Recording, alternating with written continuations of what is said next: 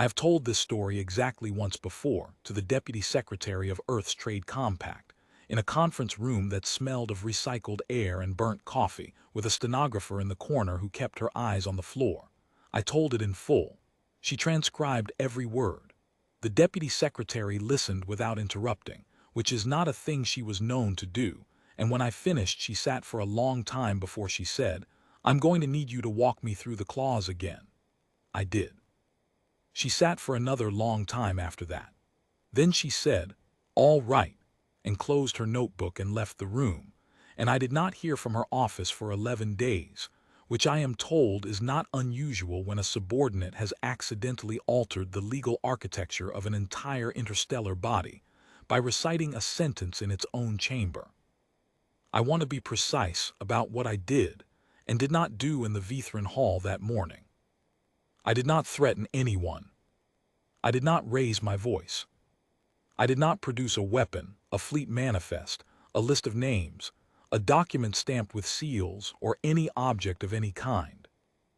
I recited one sentence, a single clause, in the original Vethran formal register, because that is the language in which the instrument of mutual obligation was written, and because the instrument specifies, in its full text, not its summary, that its reciprocal arm is activated only when the complete clause is read aloud, in the original register, by a party to whom the instrument has been tendered. They tendered it to me, I read it, that is the whole of what I did. What came after is a separate matter. I should explain what the Vethran Tribunal is, for those who have not had occasion to stand on its floor. It is the oldest standing arbitration body in what the Reach calls the civilized compact, a phrase they deploy without apparent irony, as though civilization were a credential a body could grant itself by writing the word in its own founding charter. The tribunal was established 430 years before my posting, in the immediate aftermath of the Second Reach consolidation, when the dominant species had finished their last territorial war, and had concluded, with the kind of clarity that follows exhaustion, that conflict was economically inefficient. They wanted an instrument of domination that did not require fleets. What they built was a body empowered to impose financial penalties and commercial quarantines, a structure that looked, from the outside, like a court of law and functioned, from the inside, like a tax. The tribunal does not govern, it adjudicates. It hears cases, issues rulings, and enforces compliance through a layered system of sanctions, trade exclusions, and what they called corrective obligations, a phrase that, in practice, meant the losing party paid the winning party's costs, restructured its commercial access in whatever configuration the tribunal specified, and agreed to ongoing audit by tribunal-appointed observers. The observers were always drawn from the permanent member bloc. The restructuring terms were always written by the tribunal's own commercial secretariat.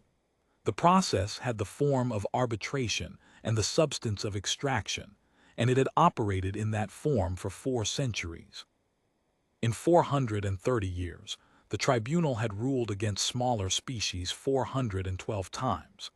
It had ruled in their favor 11 times, all of them in cases where the dominant member involved had decided, for reasons of internal politics, that a token concession would be strategically useful.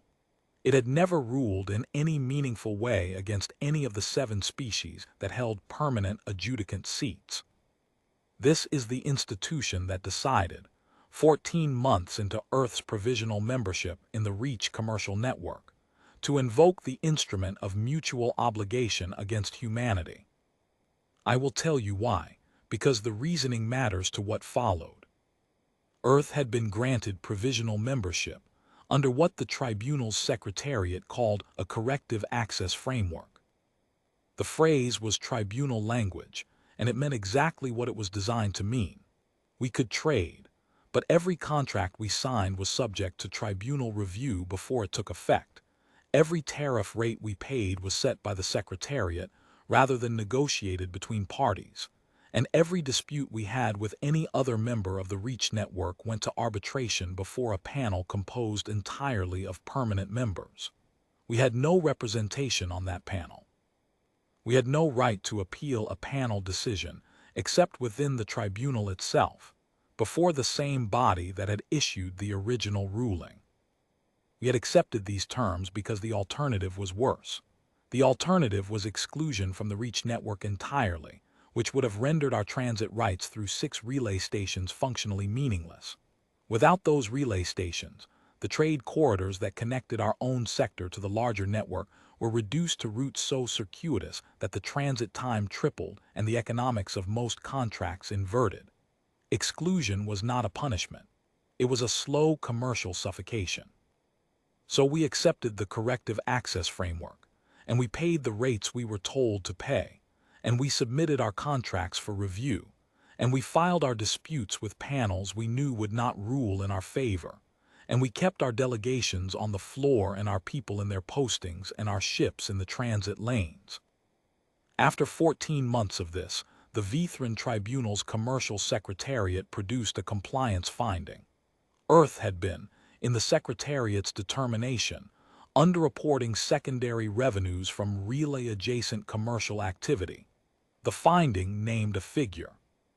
Converting that figure into any denomination I have ever handled requires a kind of arithmetic that is less mathematics than it is a form of theater, designed to produce a number so large that its actual value becomes abstract, a weight too heavy to visualize and therefore too heavy to contest. 3 generations of Earth's total export earnings, at our current rate, would not have covered it. The figure was not calculated to be paid. I understood that immediately, though it took me another 2 weeks to understand what it was calculated to do.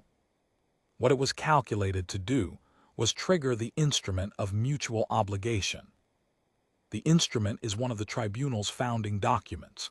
It was written in the body's first decade, when the authors were still defining the limits of what they could compel other species to agree to, and it was designed for a specific situation: a debtor party that could not pay a ruling and a creditor body that wanted something more durable than money. Debt that exceeds the capacity to pay does not disappear, it transforms. The instrument was the mechanism of that transformation.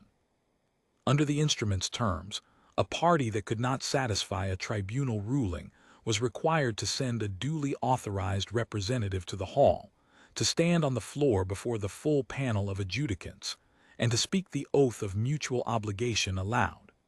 The oath, once spoken, bound the debtor party to a schedule of ongoing obligations specified by the tribunal.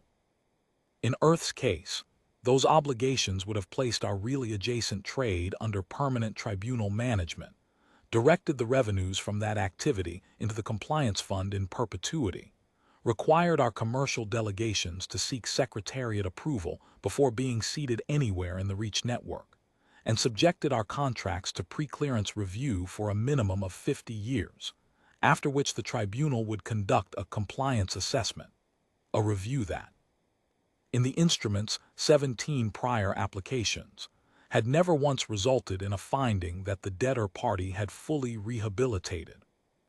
It was a collar, not a temporary one.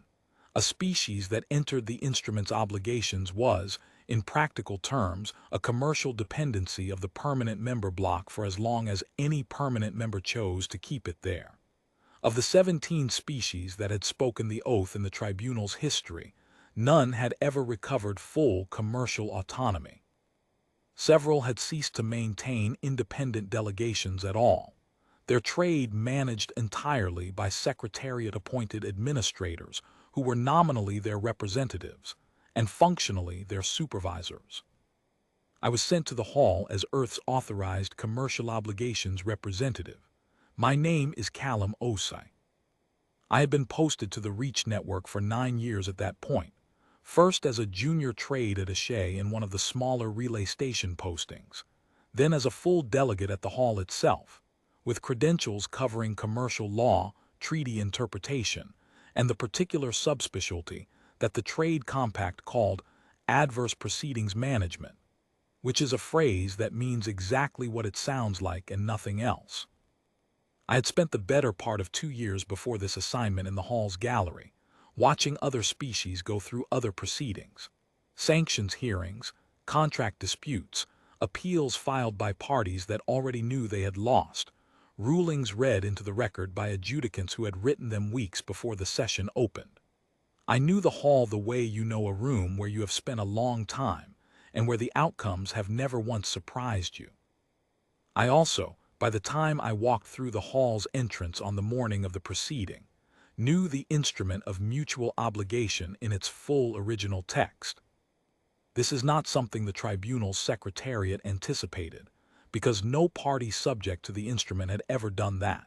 I know this because I had checked. The Registry of Proceedings is a public document maintained by the hall's own clerks, and in every one of the 17 prior instrument cases, the record shows the oath was spoken within the first session, usually within the first hour. You do not read 47 pages of foundational legal text in an hour. In every one of those 17 proceedings, the appearing party had taken the 3-page summary that the Secretariat provided, read the oath it contained, and spoken it. Because that was what you did. Because the summary was prepared specifically to tell you what to do, and the summary told you everything you needed to know to complete the proceeding, and it would not occur to anyone in the room, not to the appearing party, not to their delegation, not to the tribunal's own staff, that the 3-page summary and the full text of the founding document were not the same thing. They are not the same thing. They have not been the same thing for 60 years. This is the part that requires careful telling, because it is the part that sounds, when I describe it in plain language, almost too simple to be true. But it is what it is, and I have long since stopped trying to make it sound more complicated than it is. 60 years before my posting, the tribunal was engaged in a constitutional challenge. A mid-tier commercial entity, one that had been subjected to an instrument proceeding 30 years earlier, and had never recovered, filed a challenge before the Reach's own foundational court, arguing that the instrument of mutual obligation violated the core constitutional provisions of the Reach Charter, because it created binding obligations without adequate reciprocal protections. The entity had limited resources and a legal team that was, by the accounts I found in the foundational court's own records, doing the best they could with what they had. They did not win the challenge outright, but they won enough of it that it mattered. The foundational court ruled, in a split decision, that the instrument as then written was constitutionally deficient. The court agreed with the challenge on the question of reciprocal protections. A binding obligation instrument that created no reciprocal obligations on the tendering body was, in the court's language, structurally inconsistent with the constitutional framework of the Reach Charter. The tribunal was ordered to amend the instrument to include a reciprocal provision. If it did not do so within one standard year, the instrument would be suspended. The tribunal amended the instrument. The amendment was added as Supplemental Article 14, a provision that established a reciprocal arm, obligations on the tribunal itself, triggered by the completion of any oath proceeding that would take effect automatically upon the oath being spoken in full. The amendment was filed with the foundational court within the required time frame. The court accepted it. The constitutional challenge was resolved. The instrument was confirmed as valid. The tribunal then filed the full amended text in the public registry, updated its internal records, and went back to using the 3-page summary. The summary was not updated. Supplemental Article 14 was not added to it. The next instrument proceeding occurred 4 years after the amendment, and the appearing party took the 3-page summary and read the oath it contained, and the reciprocal arm remained dormant, and the proceeding was concluded, and the species that had appeared before the panel joined the list of commercial dependencies that had no path back to autonomy. 6 more instrument proceedings occurred in the subsequent 60 years. All of them used the summary. None of the appearing parties read the full text. The reciprocal arm was never triggered. Supplemental Article 14 existed in the registry, accessible to anyone who looked, and no one looked, and the tribunal's compliance officer prepared the 3-page summary for each new proceeding from the same template that had been in use for 60 years, because that was the document, and no one had ever told him otherwise. I found the amendment on the second evening I spent in the registry. I had come to the registry because I read everything. This is not a virtue I am claiming. It is, more accurately, a professional habit that developed out of watching, over 9 years, the specific way that adverse outcomes accumulate for parties who rely on summaries. In my third year of posting, I watched a relay station operator lose a contract dispute because the contract's own appendix contained a definition that contradicted the main body's terms, and the definition in the appendix controlled, and the operator's legal team had read the main body carefully, and the appendix not at all. In my 6th year, I watched a trade delegation sign a corrective obligations agreement whose compliance schedule contained a subclause that accelerated the primary obligations under specific circumstances that had, by the time the ink was dry, already occurred.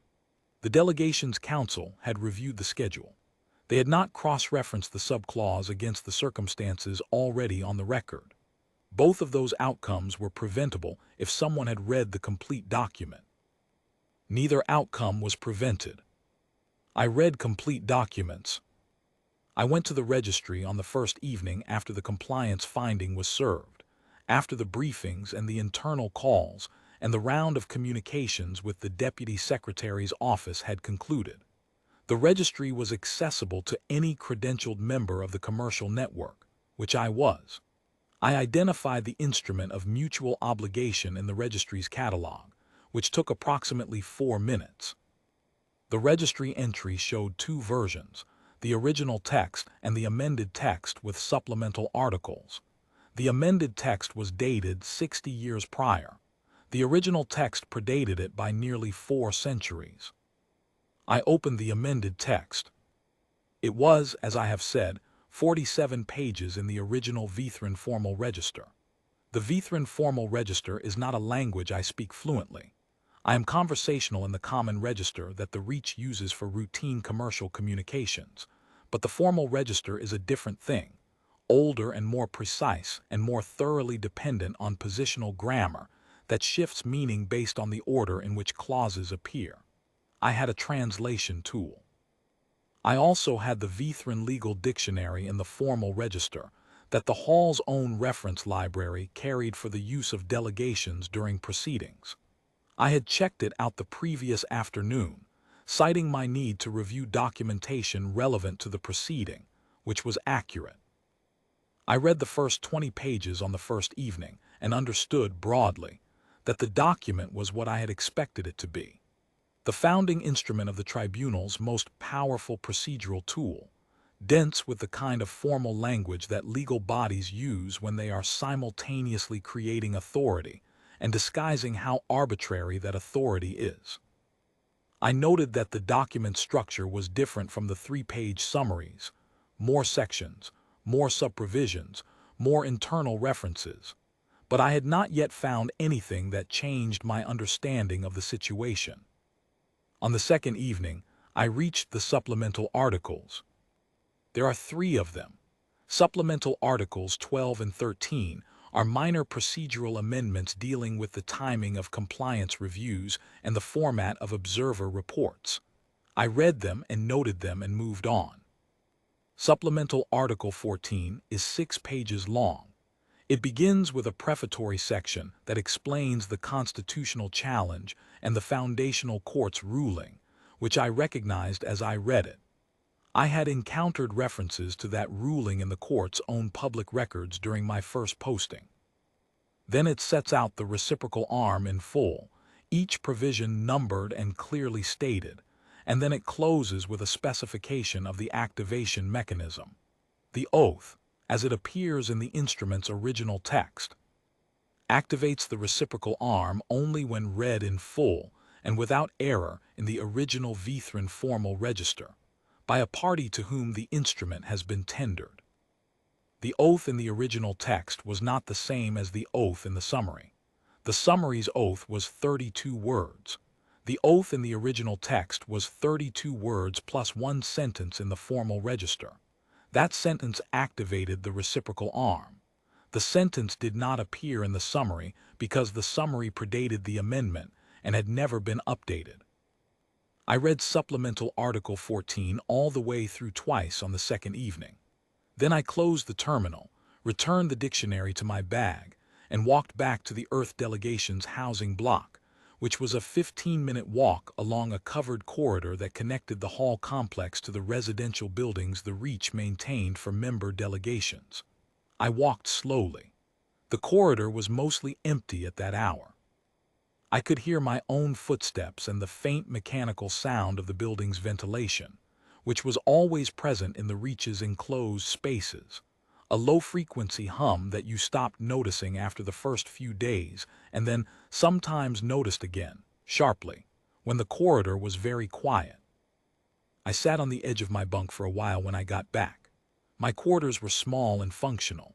The way delegation housing everywhere in the Reach was small and functional. A bunk, a desk, a narrow closet, a window that looked out on the hall complex's exterior courtyard.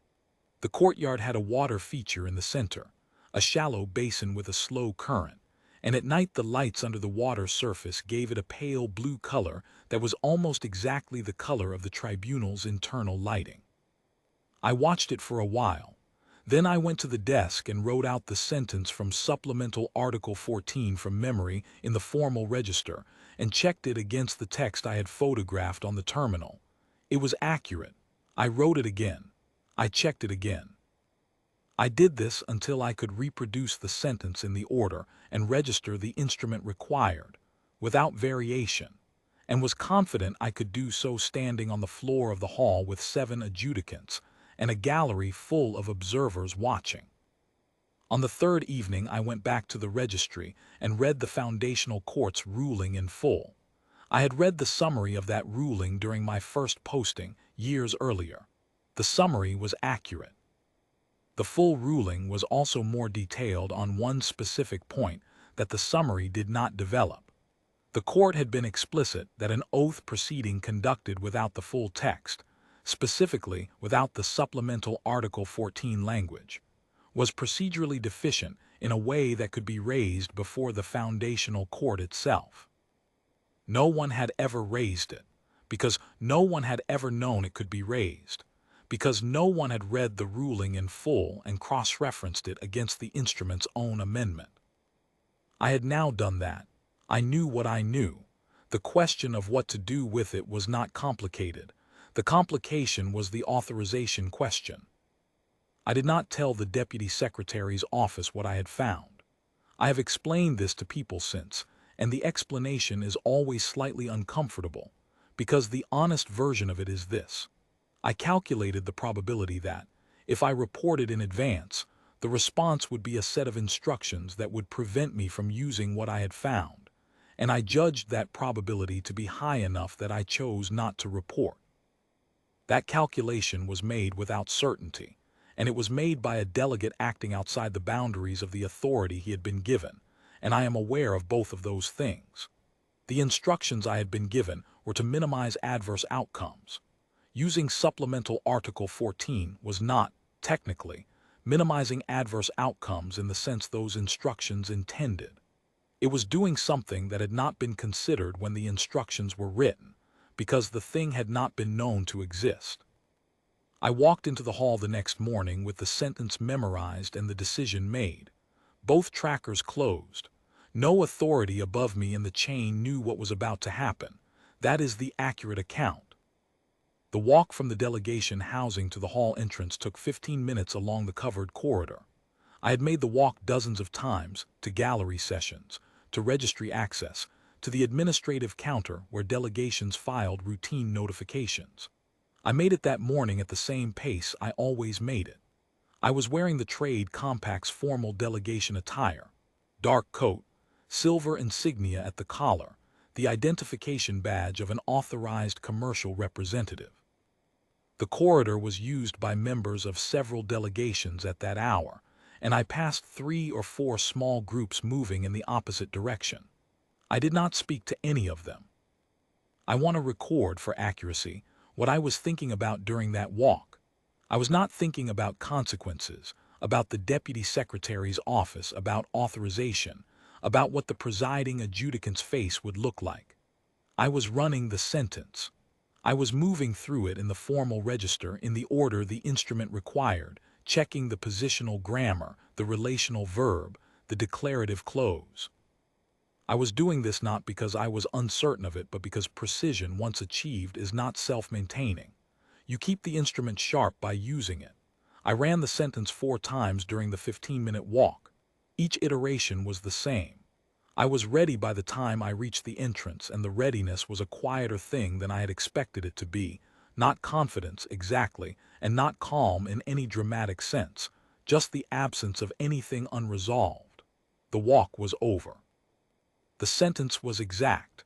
The registry had confirmed what the registry contained. The only remaining variable was the room, and the room was the room, and I had been in it enough times to know what it would look like when I walked to the center of its floor. The Vethran Hall is a large room. It is not beautiful in the way that term is usually understood. There are no decorative elements, no imagery, no ornamental materials. Its sole aesthetic principle is weight. Everything in the hall is heavier than it needs to be. The stone floors, the carved bench behind which the adjudicants sit, the doors, the high ceiling with its structural ribs that catch the light and redirect it downward in a way that makes the room feel illuminated from within rather than from without. The effect is institutional grandeur, which is a kind of beauty, though a cold one. It conveys permanence and the authority that permanence implies. It is very good at this. I have sat in the gallery and watched proceedings there and thought, this room was built to make the people standing on its floor feel small, not afraid, exactly, just correctly oriented to their own significance relative to what the room represents. The floor is polished dark gray stone with pale striations that run lengthwise. When you stand in the center of the floor, which is where the appearing party stands during a tribunal proceeding, the striations converge toward the elevated bench in a way that is almost certainly deliberate. The eye is directed upward, toward the 7 seated adjudicants, whose positions are each marked by a recessed panel of pale light at the front edge of the bench. That morning, all 7 positions were occupied. The adjudicants of the Vethran Tribunal are drawn from 4 species. The Veth hold 3 permanent seats. They founded the body and designed the institution that reflects their own administrative preferences, long duration, precise language, the supremacy of the written record over any spoken argument. The Veth are tall and spare, their skin a pale gray blue that reads as nearly colorless in the hall's lighting, their faces long and narrow and organized around a set of features that are individually unremarkable and collectively produce an expression of sustained, considered disapproval. It is not hostility. It is something more deliberate than hostility, the face of people who have decided, and committed to the decision, that all arrangements except their own are provisional. The Ardhen hold 2 seats. They are shorter than the Veth and broader through the shoulders, their eyes a fixed amber that I have never seen shift shade or focus, which in humans would read as a lack of attention, and in the Ardhen is the opposite. They see everything always without moving. I learned during my first year of posting that the Ardhen read stillness as authority. Restlessness, adjustment, the small physical fidgets that humans use to manage their own nerves, these read, to an Ardhen, as uncertainty. I had been very still in the gallery, and I was very still now. The Sul adjudicant that morning was new to the seat. I had not seen him before, had only his designation on the position panel. Adjudicant 3rd seat, Sul conclave, presider by rotation. The Sul I had encountered in other contexts were a species who communicated a great deal through posture and position, and very little through facial expression, which made them difficult for humans to read at any distance. I did not try. The Koreth adjudicant I knew. Her name in the formal register was Presider Emerita Voreth, and she was the oldest sitting member of the tribunal's current panel, appointed 40 years before my posting. She was small for her species and very still in the way that very old individuals of any species tend to be still, not restrained, just settled, long past the expenditure of energy on anything that did not require it. She had voted in favor of every instrument proceeding conducted during her tenure. She was also, in my assessment, the sharpest legal mind on the bench. Those two facts coexisted without contradiction. She was not corrupt. She had simply, for 40 years, voted in favor of outcomes that her own legal reading told her the instrument supported, and the instrument had always supported the same outcomes, and so she had always voted the same way.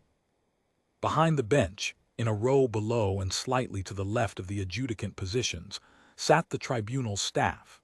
The chief legal registrar was at one end, a Veth woman I had seen at a distance during other proceedings and had never spoken to. In the middle, managing the proceedings' administrative record, was the compliance officer Ardelin, the man who had prepared my 3-page summary. He was Veth, mid-career by the Veth measure of such things, methodical in the way that the tribunal's administrative staff tended to be methodical, precise, thorough within the scope of his responsibilities, and not inclined to go outside that scope. He had prepared 4 prior instrument proceedings. He had prepared each from the same template. He had no reason to question the template because the template was the institutional document, and the institution was 430 years old. He was holding a copy of the summary. I could see it from the floor, a single page, the same format as the one the bailiff had brought me. He would be following along as I read, confirming that I spoke the words correctly. Gallery that morning was full. Instrument proceedings draw observers. They draw them for the same reason that any spectacle of consequence draws observers. The outcome is certain, the mechanics are formal, and the species on the floor is learning something permanent about its place in the architecture of things. Delegations came to watch because watching was part of the education, part of understanding what the tribunal could do and what the tribunal's power meant in practice. I had watched from there myself. In the back row, 3 members of Earth's own delegation, my counterparts, who held credentials for the hall but were not authorized to represent Earth on the floor in a tribunal proceeding. Priya Chandra was in the center of the 3. She had been posted to the hall 5 years longer than I had, and she knew what an instrument proceeding looked like, and she knew what happened after one concluded, and she had her hands folded in her lap and her eyes on the floor. The presiding adjudicant was First Seat Verathal, senior Veth member, the tribunal's institutional voice. He was very old for a Veth, which means a great deal, and his voice had been shaped by decades of institutional authority into something that occupied the hall naturally, the way sound occupies a room it was built for. He read the formal opening from the panel before him. He named the parties. He named the compliance finding. He named the figure. He stated that the appearing party had not contested the finding within the permitted challenge window and had elected to appear and speak the oath. The tribunal tenders the oath of mutual obligation to the appearing party's authorized representative, he said. You may read from the document provided. The bailiff brought me the document, a single-page formal Vethran script in deep black on pale stock. The summary. At the bottom, in a framed section below a horizontal rule, the oath, 32 words. I held it. I had not slept well the previous night, not because I was afraid, but because I was precise, and precision is demanding, and I had spent the hours between midnight and approximately 4 in the morning running the sentence through my mind in the formal register, checking its order, checking the positional grammar, checking the activation phrase that closed it. I knew the sentence. I was certain I knew it. The only remaining question was whether I was going to use it. I had decided, sitting on the edge of my bunk in the housing block, watching the blue water in the courtyard below, that the question of authorization was real but not dispositive. The clause existed. The instrument had been tendered to me. I was the authorized representative. I had the right to speak the oath in its full form. That right was not conditional on the deputy secretary's foreknowledge. It was conditional only on my being authorized to appear, which I was, and on my reading the full text, which I had. The authorization question was a question about what I should have reported. It was not a question about what I was permitted to do in the hall. I read the 32 words on the page. I read them correctly and at a measured pace, because the instrument specified that the oath be spoken clearly and without undue haste, and I saw no reason to deviate from the specification. Then I read the sentence that was not on the page. It is 23 words in the formal register. I will not reproduce it here because this account will be filed in the Trade Compact's records, and the formal register requires a precision of rendering that I cannot guarantee in a written account, and I do not want an error in this document to create any confusion about what was said in the hall. What I will say is that the sentence is structured in the formal register's dependent clause form, a conditional opener, a relational verb, and a declarative close that names the reciprocal arm and specifies that it is now active.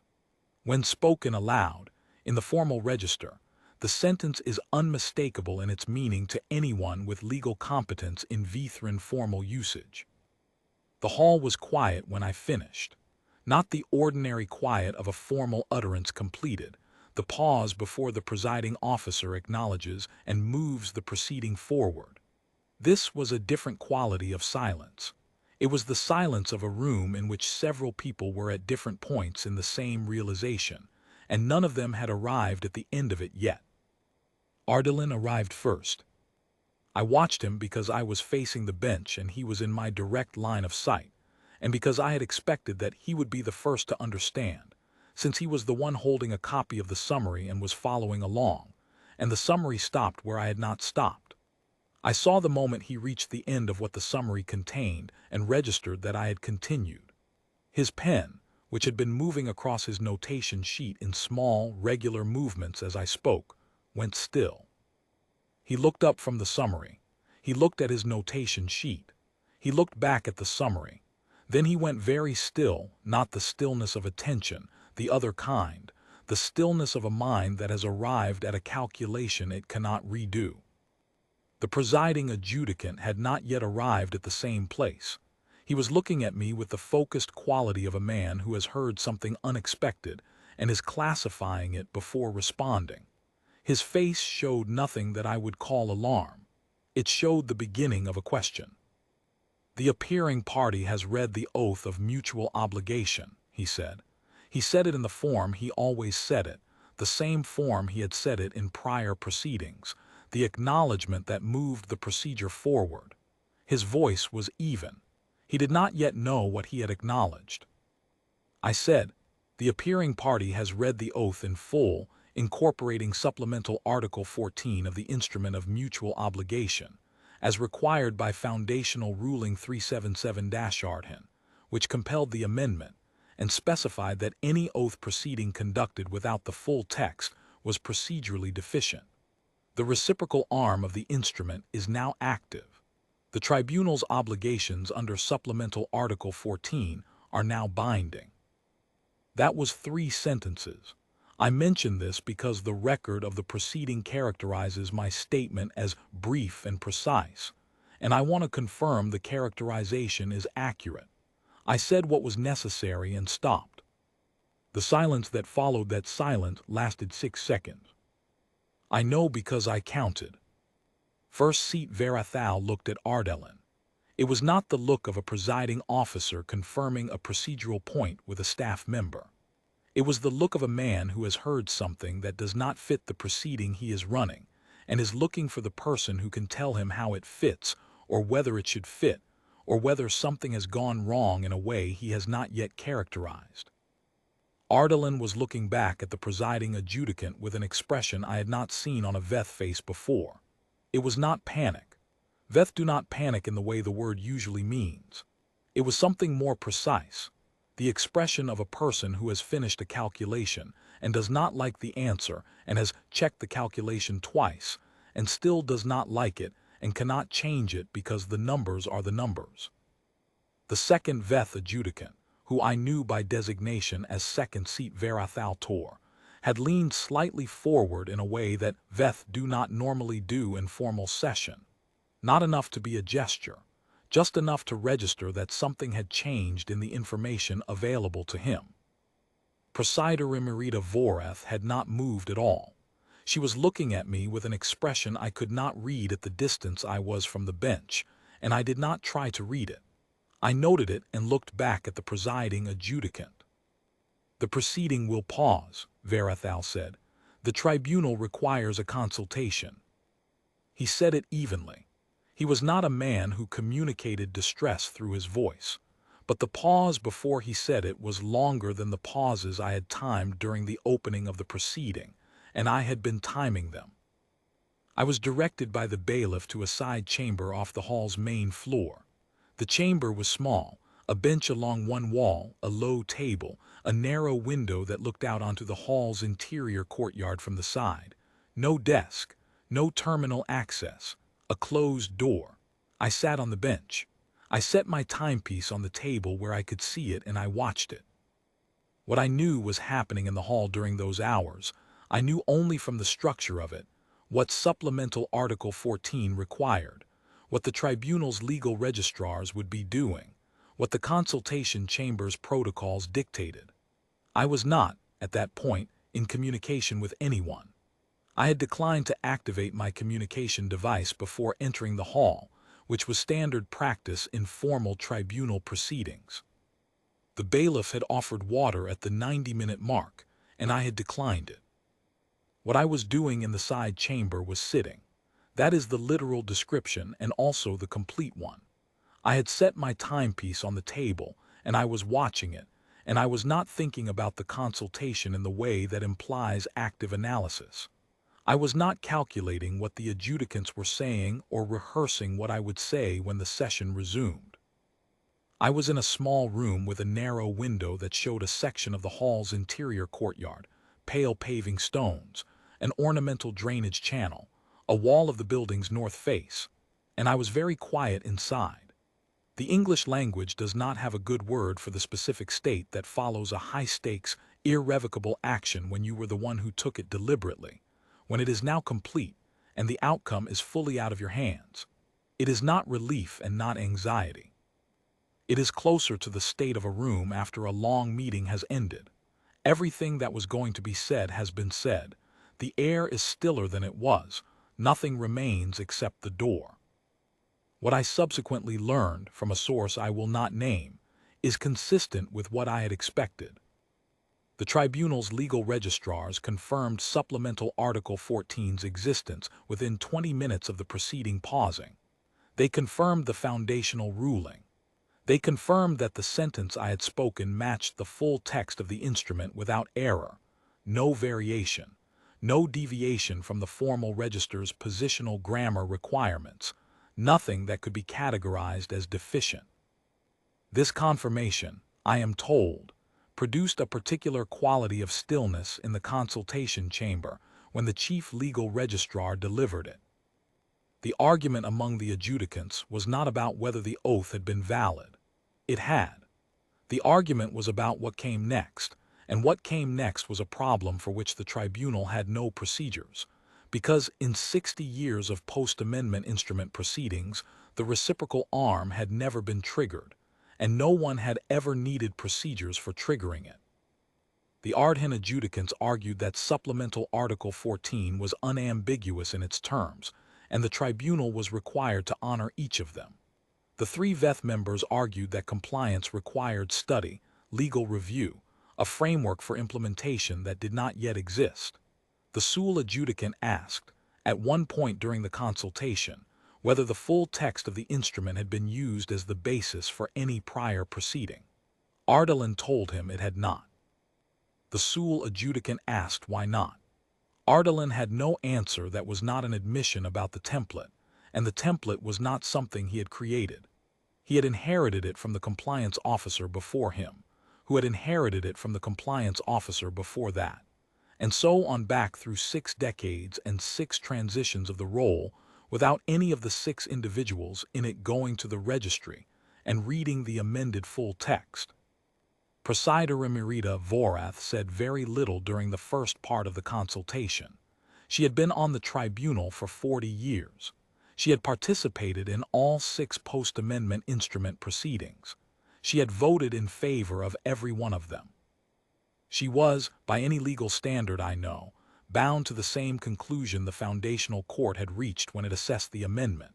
The oath had been spoken in full, the reciprocal arm was active, the tribunal's obligations under Supplemental Article 14 were binding. The court that had required the amendment had been clear about this. The Constitution it had been interpreting had been clear about this. Nothing that had occurred in the preceding 60 years had changed it.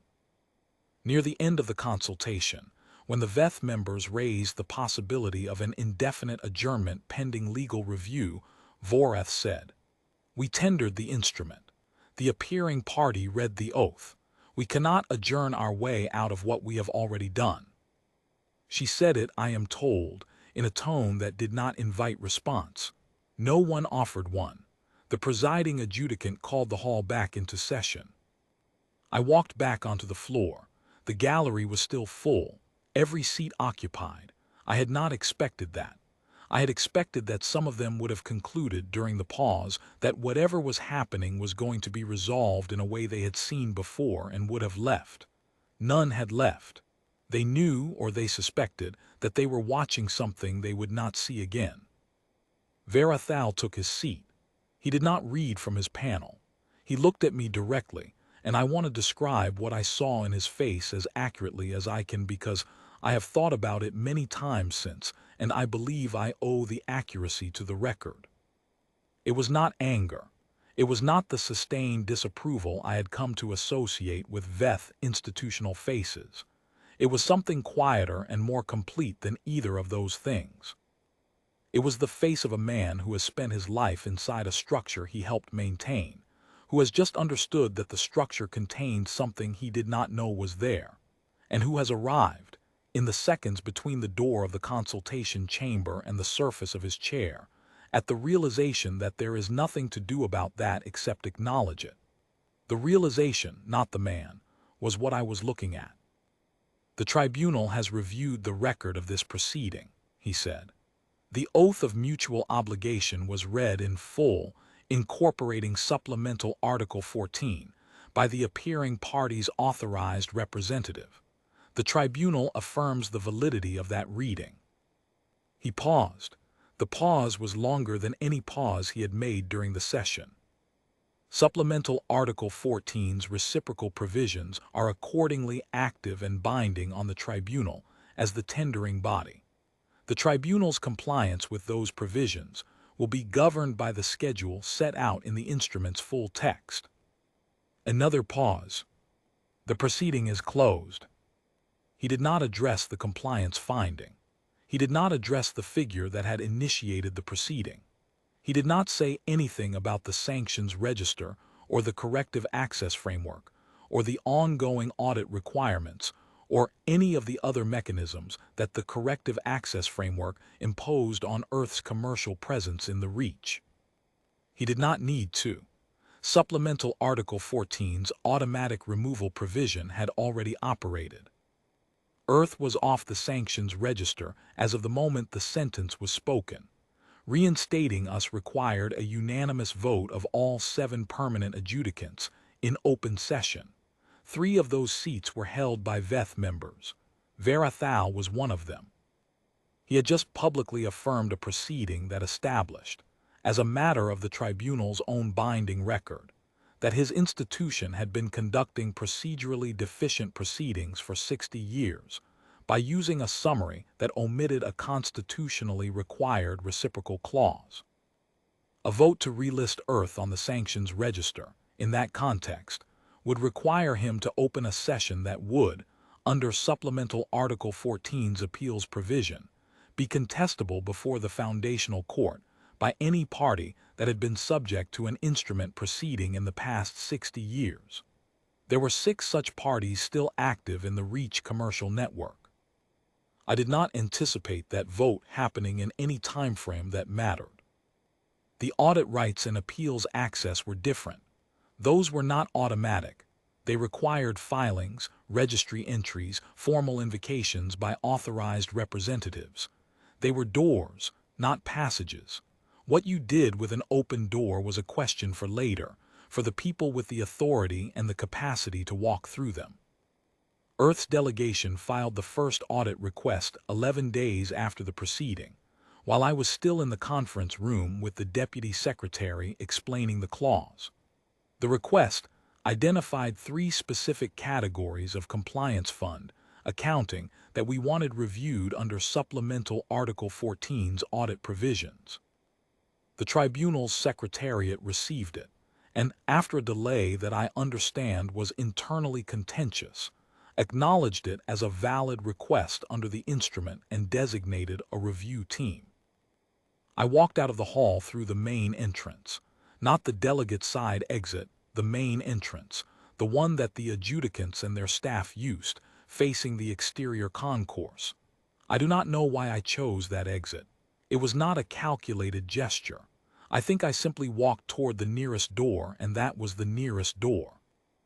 The gallery observers were moving out as well, filtering through the exits in small groups, the way people leave a formal space when the formal business is done and conversation is still forming, still finding its first words. I moved at the pace the corridor allowed. I did not speak to anyone. Priya Chandra caught up with me near the exterior. She and the other 2 Earth delegates had come out through the side exit and crossed the concourse faster than I had expected. She fell into step beside me and said nothing for a full minute. The concourse was wide and bright under the structural glass of its roof, daylight coming in at an afternoon angle, the pale stone floor looking almost warm. Around us, other delegations were moving in small clusters, some of them already on communication devices, already sending reports back to wherever they reported to. Priya said, "You read the whole thing?" "Yes," I said. "Went 3 evenings in the registry." She said nothing for another half-minute. We reached the covered corridor that connected the hall complex to the delegation housing. I stopped at the entrance to it, and she stopped with me. "They're going to say the proceeding was irregular," she said. "They already said it was valid," I said, "on the record. Their legal team will work on angles. They can contest in the foundational court," I said. "The foundational court is the one that required Supplemental Article 14. They know their own ruling." She was quiet again. "Then, you didn't tell anyone in the office?" "No." She looked at me. She did not ask me why again. She had been in the hall long enough to know that some things are answered by what happened and not by what someone says about it afterward. The thing had happened. The answer was in the record. "All right," she said. "We need to send a report." We sent the report. The deputy secretary called me 2 hours later. Her first question was whether I had known before I walked into the hall what I was going to do. I told her yes. Her second question was whether I believed I had authorization. I told her that was a legal question I could not answer. She was quiet for 11 seconds, and then she said she would be in touch. She called back 11 days later, after the first audit request had been filed, and the tribunal's secretariat had issued 3 separate internal statements affirming the validity of the proceeding, in response to 3 separate internal challenges from the VETH members. That call was long. At the end of it, she told me that the Compact's legal division was using the word consequential to describe what had happened. I said I understood. She said that word was doing significant work for a significant number of people. I said I could see that. What Supplemental Article 14 produced in the 3 years since that morning is not a reversal. I want to be careful about this. The Vethran Tribunal still exists. The 7 adjudicants still sit. The hall still conducts its proceedings. The permanent member block still controls the body in all the ways not governed by the instrument's reciprocal arm.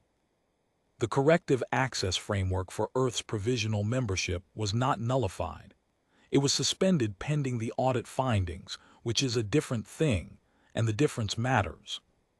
What changed is that the reciprocal arm is now visible to everyone who looks. Earth's audit teams found, in the first 18 months, 3 systematic irregularities in the compliance fund's accounting. All 3 involved categories of really adjacent commercial revenue, the same categories that had generated our compliance finding in the first place. Under Supplemental Article 14's audit provisions, we had the legal standing to bring those irregularities before the Foundational Court. 2 of those cases are ongoing.